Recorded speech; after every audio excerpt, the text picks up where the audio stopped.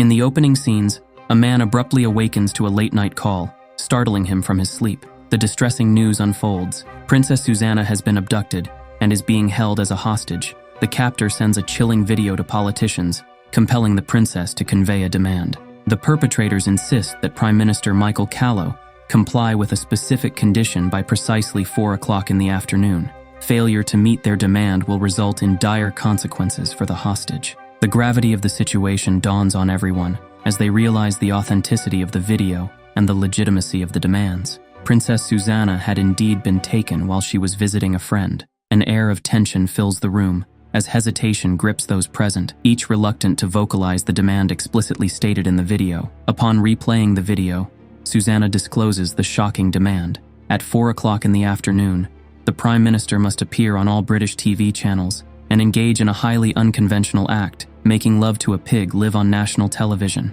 Michael was initially taken aback, considering the possibility of the situation being a prank.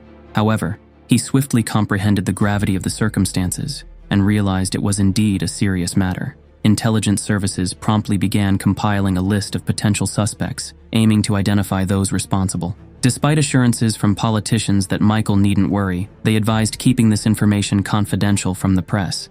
Unfortunately, news of the incident had already leaked. The perpetrators had uploaded the video to YouTube using an anonymous IP address. This revelation caused a significant uproar among the public, unprecedented in its nature, leaving no established protocol for how events might unfold. Amidst this chaos, a particular young woman awakens her partner by showing him the video. However, official news reports only covered a scandalous art exhibition slated for closure at that time. Journalists found themselves divided into two factions. Some believed that leveraging such a sensational event could serve their own purposes, while others advocated for adhering to the ban on television broadcasting, citing the potential threat to the girl's life. The public's attention was divided between the unfolding scandal and the ethical dilemma surrounding the impending televised demand.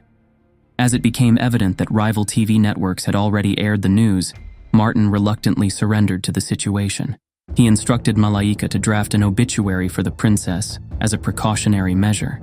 Disgruntled by the seemingly mundane task, the journalist expressed dissatisfaction with the assignment. In an attempt to mitigate the crisis, Martin reached out to an acquaintance with ties to the royal family, conceding his inability to halt the inundation of press coverage. Mr. Khaled was tasked with devising a contingency plan.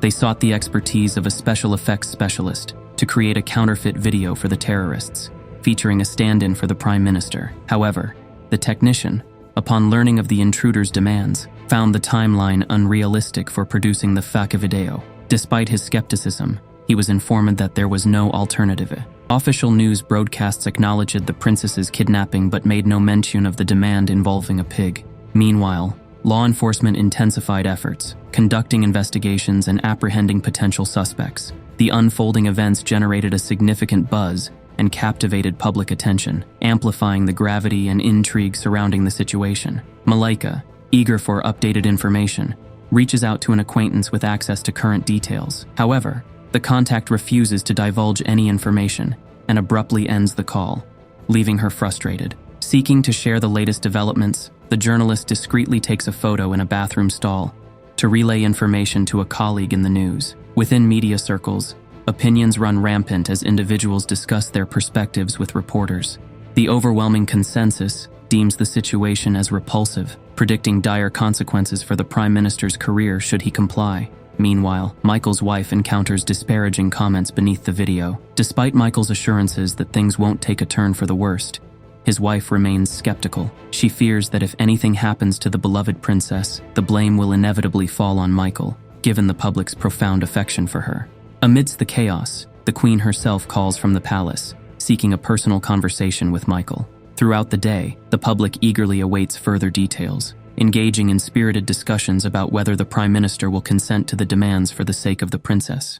Following his audience with the Queen, Michael relayed to the group the urgent need to retrieve Susanna at any cost. A member of the technical crew managed to pinpoint the approximate whereabouts of the terrorists, who seemed to have taken refuge somewhere on the abandoned campus. Meanwhile, the individual responsible for special effects was striving to create a particular effect, and they had also brought in an alternate actor in case Michael's replacement became necessary. Upon receiving insights about the campus from an acquaintance, Malaika expressed her gratitude by sending a recent photo. The replacement actor was informed that his scene partner wouldn't be of human origin, but he remained skeptical.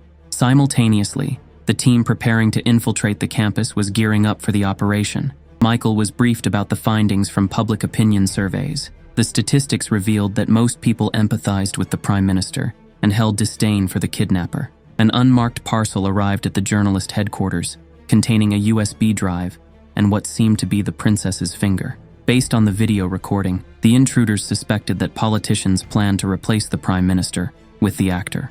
This notion gained traction among the public, pressuring the Premier to comply. Michael, enraged by the lack of consultation about inviting the actor, confronted Alex. Meanwhile, the kidnapper explicitly stated in their terms that no special effects could be employed. Amid the chorus demanding the Premier's compliance, Michael ordered an immediate assault on the campus.